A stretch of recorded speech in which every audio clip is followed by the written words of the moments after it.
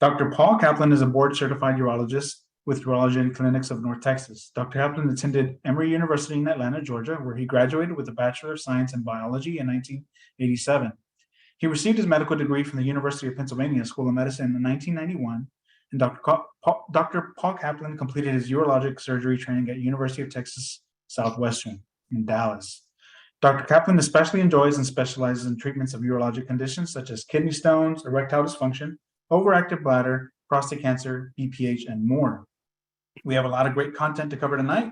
So, Dr. Kaplan, I'm going to turn it over to you to get us started.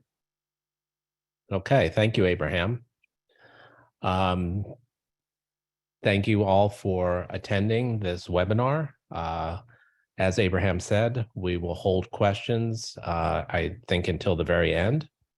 And what I was going to start with today is just an overview of prostate anatomy, and then we're going to discuss benign prostatic hyperplasia. Next slide. So, overview of the prostate. Almost every day in the office, patients ask me, where is the prostate? What is the prostate? What does it do? And to give you a general overview, the prostate is a walnut-sized gland at the base of the bladder. It grows as we get older. It surrounds the urethra. And the main function of the prostate is it's an organ that produces fluid that transports sperm during ejaculation. The prostate grows to its normal adult male size in the early 20s, and then it begins to grow again during the mid-40s for the most part. Some men may have earlier growth, but generally speaking, all men's prostates grow starting around age 40 to 45.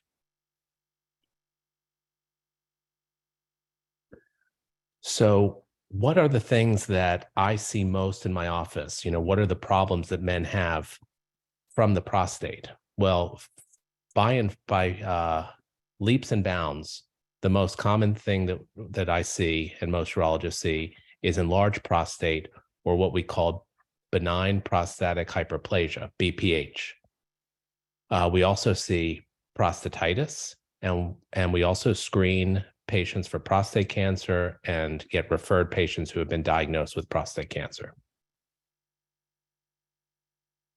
Okay, so continuing our overview.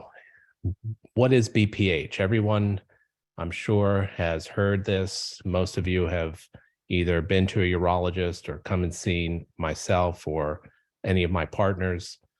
BPH is essentially enlarged prostate. Anytime someone comes into the office and you say that you have BPH, it generally means that you have benign growth of the prostate. Normally, as I said, the prostate is about the size of a walnut, which is 1.5 to 2 inches in diameter. And as the prostate grows, it causes what we call bladder outlet obstruction, meaning that the prostate will start to obstruct the outlet of the bladder or the bladder neck, and it can cause a variety of urinary symptoms.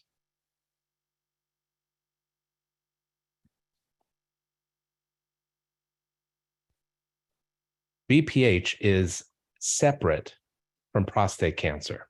So men will say, just because I have an enlarged prostate, does that mean that I have prostate cancer? The answer is no. BPH and prostate cancer are two separate conditions. They, in fact, occur for the most part, in different parts of the prostate. So BPH is not prostate cancer. It does not cause prostate cancer. However, the symptoms of cancer or BPH may be similar. They may overlap. But more importantly, really, these are two conditions that just may coexist. And when you come into the urologist's office or your primary care physician and they're checking your prostate, the way that we screen for prostate cancer is to both examine the prostate and to check PSA or prostate-specific antigen blood levels. While both of these tests are the two ways that we screen for prostate cancer, neither one is perfect. So we have to use a combination of the two to try to determine who might be at risk for developing prostate cancer. It's important to know, as that slide said, that both BPH and prostate cancer can lead to elevated PSA. And that's for you to discuss further. We're not going to really talk about PSA and prostate cancer today. We're going to focus on BPH. So as I was alluding to in the previous slide, as the prostate enlarges, okay, you see the bladder is where the first green arrow is. The prostate is that small gland. Thank you, Abraham, right where Abraham is showing you. And then the urethra goes through the prostate, follow the green arrows, and the urethra. So where the prostate is located at the base of the bladder, you can imagine as that grows, it can cause an increased pressure that your bladder has to respond to. So there are both obstructive and irritative symptoms that occur, meaning you can have a weak stream, you can have hesitancy in starting your urine, you can have decreased emptying of the bladder. And then on the other side, you can have irritative symptoms, which include frequency, urgency, and nighttime urination. The important thing to understand, and it really doesn't make a lot of sense, but prostate size does not correlate with the degree of obstruction or severity of symptoms, meaning you can have a very large prostate that causes minimal symptoms or a small prostate that causes lots of symptoms. So I jumped ahead, I got ahead of myself, but essentially these are the symptoms of BPH. When you come into a urologist's office, we will have you oftentimes fill out a questionnaire in which we ask you about 7 different symptoms. This is just 1, 2, 3, 4, 5, 6 of those. Sudden urge to urinate, urgency, frequent urination, weak urinary flow, a sensation of incomplete bladder emptying, trouble starting and stopping, which is intermittency. And then sometimes that even gets to the inability to urinate at all. And that's when men are very uncomfortable and sometimes have to go to the emergency room and have a catheter placed. So these are the symptoms that we see.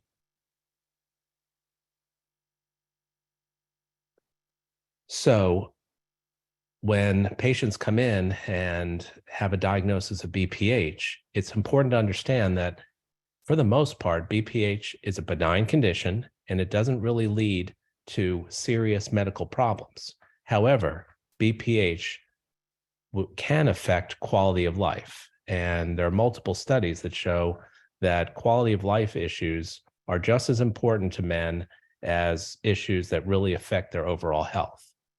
So in this slide, it says that up to 95% of men with moderate symptoms are unhappy and don't want to spend the rest of their lives with these symptoms. 49% of men experience sexual problems associated with the symptoms of prostate enlargement. Again, the prostate itself does not cause those symptoms. They're just 2 conditions that coexist. And 51% of men say that BPH interferes with normal aspects of their life.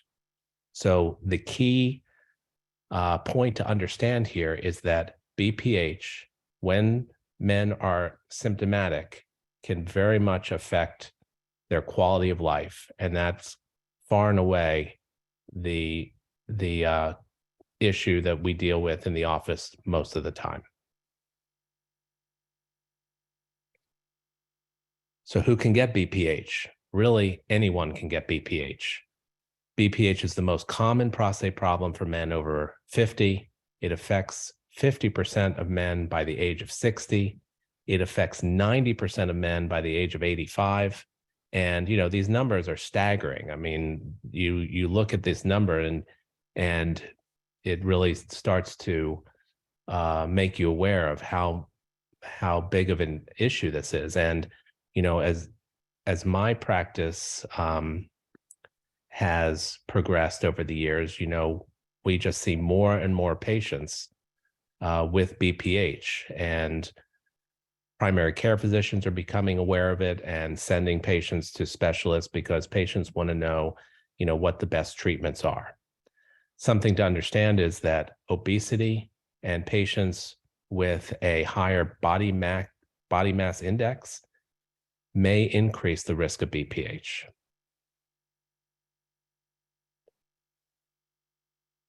So how do we diagnose an enlarged prostate? I mean, generally speaking, it's done on physical exam. There are other tests that we can do in the office where we can sometimes check the strength of a man's flow.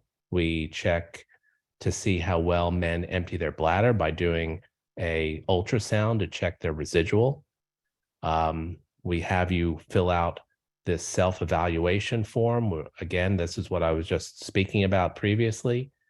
There are several questionnaires that are validated, including the American Urologic Association symptom score, the International Prostate Symptom Score, quality of life questionnaires, and bladder impact index.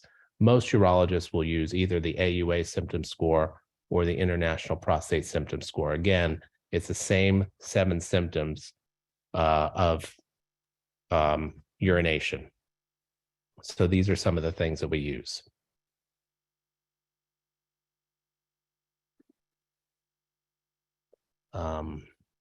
Abraham, I somehow don't have the next slide. Give me a second. Dr. Kaplan, are you? Okay, I'm back. Okay, perfect. All right.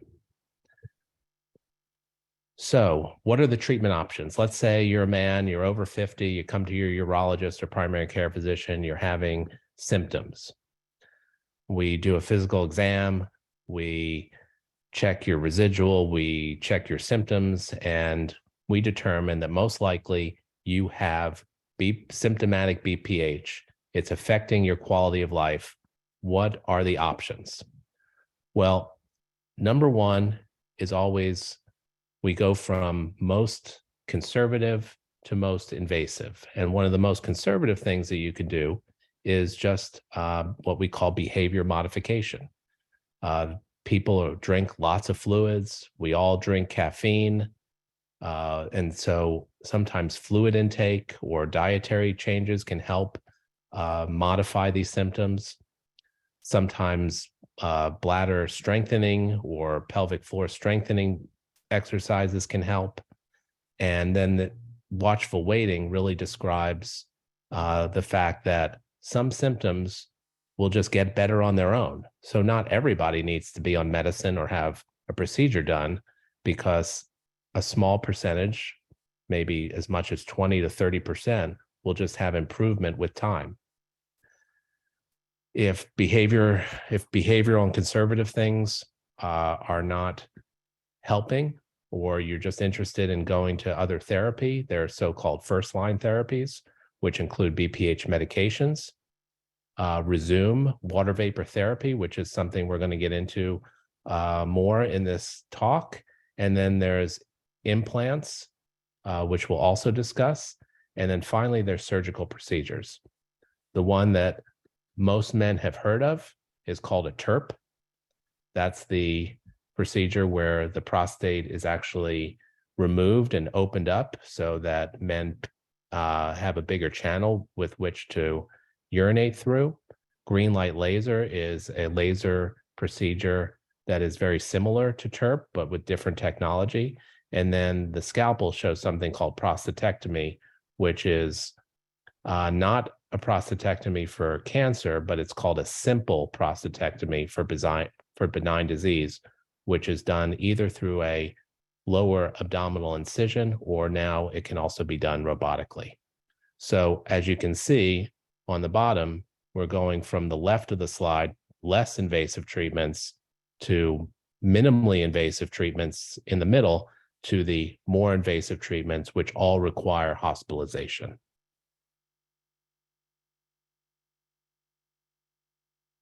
This is a slide that just says that there are no dietary supplements or any other agents that are recommended for the management of BPH symptoms.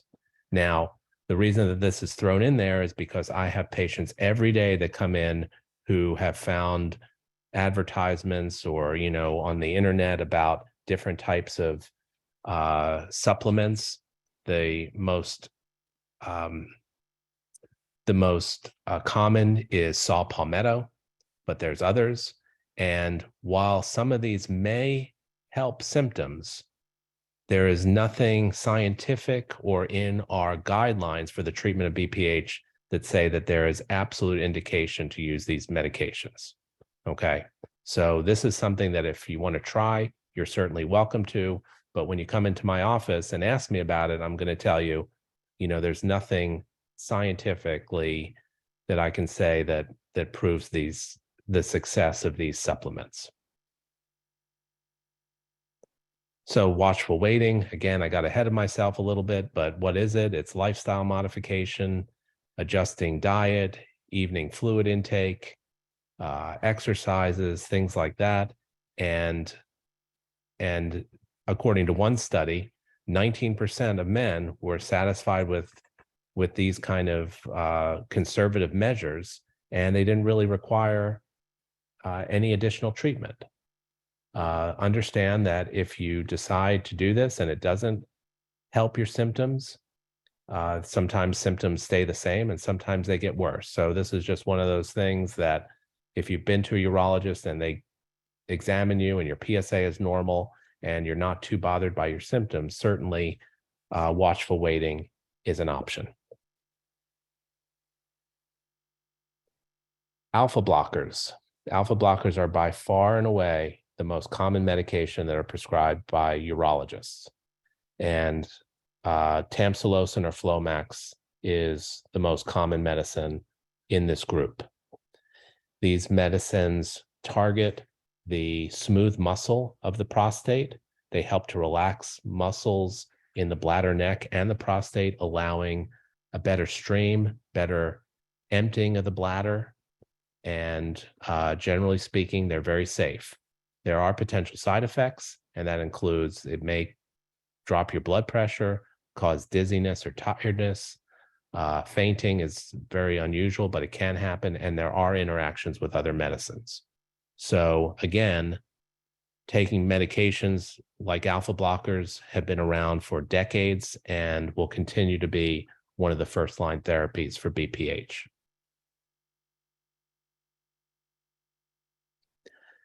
Next is 5-alpha reductase inhibitors. When we talk about medical treatment for BPH, alpha blockers, 5-alpha reductase inhibitors.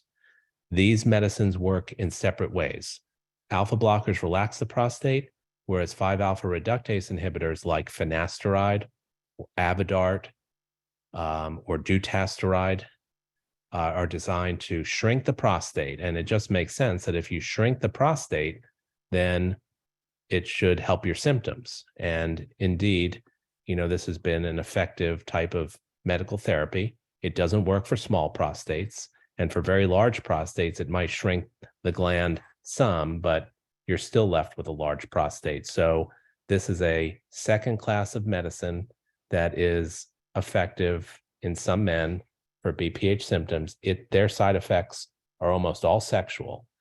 Erectile dysfunction, lowered sex drive, ejaculatory dysfunction, these occur in less than 5% of men, and also breast enlargement.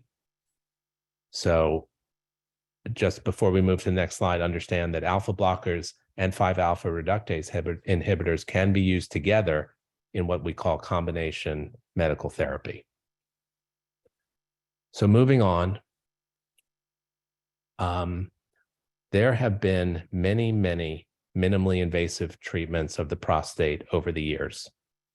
And I have tried many of them as well in my 25 years. About 5 or 6 years ago, I was introduced to Resume, which is a water vapor or steam therapy. It's an outpatient therapy that uses natural energy stored in water vapor to shrink excess prostate tissue. This is an office procedure. It's considered minimally invasive. It does not require general anesthesia. There's no permanent implant. The surgical treatment rates or need for surgery at 5 years are very low. And this has been something that has become very popular among men because of its ease of use, minimally invasive nature, the fact that it can be done in the office and you can go home right from the office. With any treatment, there's always potential side effects: painful urination, blood in the urine, blood in the semen, UTI, inability to urinate, which is usually temporary, and some irritative symptoms. This gives you a more of a depiction of exactly what the Resume does. In the top corner picture, before, you have the bladder, you have the prostate tissue. The white inner portion of the prostate is BPH. That's how we kind of show it. It's a nodular growth of the prostate. And then after, what you see is a depiction that this prostate tissue, this white nodular tissue, has been heated by the Resume water vapor, and that tissue is slowly reabsorbed by the body. And you can see how by that tissue receding, it causes a more open channel and can help your symptoms. We have a little video that we're going to show. Resume water vapor therapy is a non-surgical treatment for BPH. Resume uses the natural energy found in steam to shrink the prostate. In just seconds, this precise technology destroys enlarged prostate tissue while minimizing any effect on surrounding tissue. Resume is a potential alternative to drug therapy, permanent implants, and surgery. It preserves sexual and urinary functions, and it's clinically proven to safely and effectively reduce BPH symptoms. Potential side effects include painful urination, blood in the urine or semen, pelvic pain, and urinary frequency, retention, or urgency. The procedure is performed right in your doctor's office or outpatient center. You do not need general anesthesia for the procedure, and Resume therapy lets you quickly return to normal activities. Talk to your doctor about Resume if you're no longer comfortable with your BPH symptoms. Drug therapy isn't working for you. The side effects from drugs are impacting your quality of life, or you don't want to have surgery or get an implant.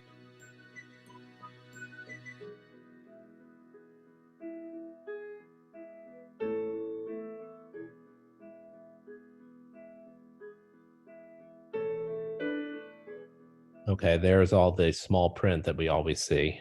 You don't have to read that. So that gives a general overview. And then we have, Abraham, are we going to watch the patient satisfaction video? Yeah, I can play it. Okay, yeah, go ahead.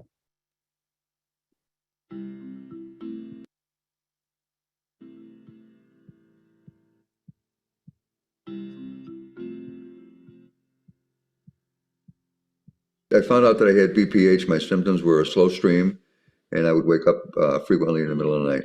I first heard of Resume when I was researching enlarged prostate and the procedures to repair it, to fix it. And Resume was one of them. The more I researched Resume, it was the latest and greatest technology, and I want to be part of new technology. I think technology is good. My experience with the Resume procedure was very good. After the procedure, I was a little worn, a little tired, and the next day I felt fairly good and was able to get up and get around. Since Joe's Resume procedure, we're able to spend much more quality time together, fewer interruptions, and we're just happier as a couple. The Resume treatment has made a very big difference in our life.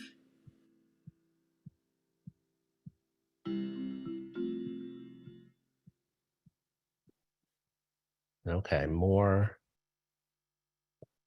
fine print. But I'm glad that that video showed the gentleman's spouse, because it's very common when wives come in with their husbands to discuss these symptoms. Sometimes men will downplay the symptoms, and then women who have to, see them going to the bathroom all day and waking up all night to go to the bathroom are often the ones that say, you know, this is really bothersome. It's not just bothersome to him, it's bothersome to me. And so I'm glad that showed that aspect of BPH and how it can affect your quality of life.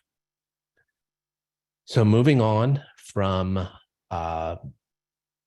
Resume, we mentioned that there was another minimally invasive procedure. It's called the prosthetic urethral lift. It's another outpatient procedure that utilizes permanent implants to lift and hold the enlarged prostate tissue out of the way. So instead of treating the tissue with heat and having it reabsorb, this is something that will kind of hold the obstructing tissue back, and it does require an implant. This is also done in the office. It is a permanent implant, which in some patients may or may not cause an issue. And remember previously there was a 4% retreatment rate. Studies have shown that this is slightly higher at 13%. The side effects of the prosthetic urethral lift include painful urination, blood in the urine, pelvic pain, stones, urgency, inability to urinate, painful ejaculation. So again, if someone is interested in this, this is also an office procedure that you can discuss with the urologist. Finally, moving along on our list of procedures, remember we had minimally invasive procedures, which we've discussed. Now we're to the point where we're going to discuss some of the more invasive surgical procedures. Green light laser, there is a procedure that's been around for a number of years. It is outpatient, but it is done under general anesthesia. There's no permanent implant, and there's about a 5% retreatment rate. Laser therapy has been around for better part of a decade, and there are some patients who definitely benefit from this. The potential side effects include some of the same things: painful urination, UTIs, bleeding, incontinence, scarring, problems with erection, and ejaculation.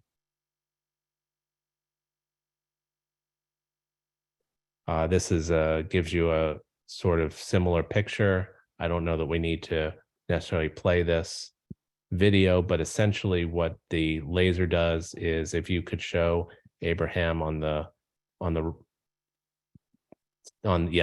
side, you have the prostate tissue. Yeah. Again, the nodular white tissue that gets treated. Instead of being treated with steam, we're now treating it with laser energy, and you get an opening of the prostate. You have to have a catheter in for a day or two afterwards. And like I said, green light is one of the modalities. There's others. There's holmium, there's thulium, there's different kinds of treatments, and you can certainly get online and watch videos of that.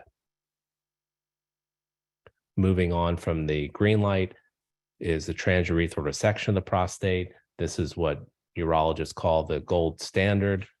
It's a procedure that's done under general anesthesia, in which instead of using laser energy or steam, we're using a heated wire to cut tissue from the prostate. It's as if you're going into the prostate, taking a little tiny spoon and just taking little pieces of it out to open up the channel. This, again, requires general anesthesia. There's no reimplant. This has been around for decades. There's about a 5 to 6% retreatment rate and similar potential side effects. Now, this, generally speaking, does require either 1 or 2 nights in the hospital. And then prostatectomy, probably the most invasive way that we go in to treat the prostate, is a procedure where we remove the inner portion of the prostate via an incision. It says that it's outpatient, but generally speaking, you have to be in the hospital at least 1 night. It does require general anesthesia, and the retreatment rate is very low because this is the most invasive way of treating the prostate. And so the retreatment rates are just going to be lower than all the other treatments.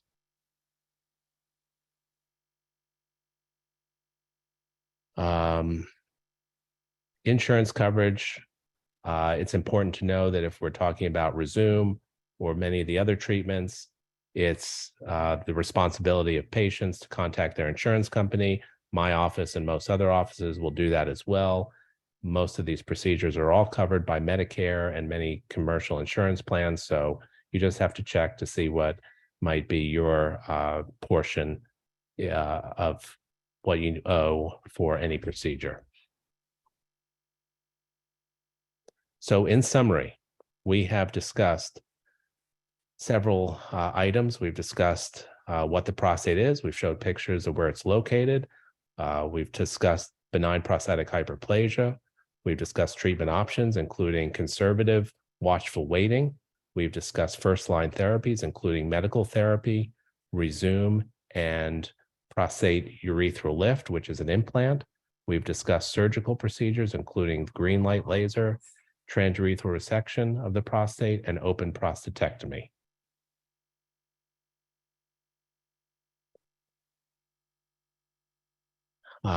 Everyone is different, and so it's very important if you think that you are a candidate or you're significantly bothered by your urinary symptoms, that you should consult with your urologist, and you can again review all these treatments and decide which one is best for you.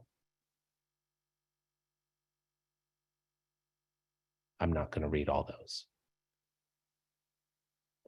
So I think now Abraham was going to let me know if there's any questions.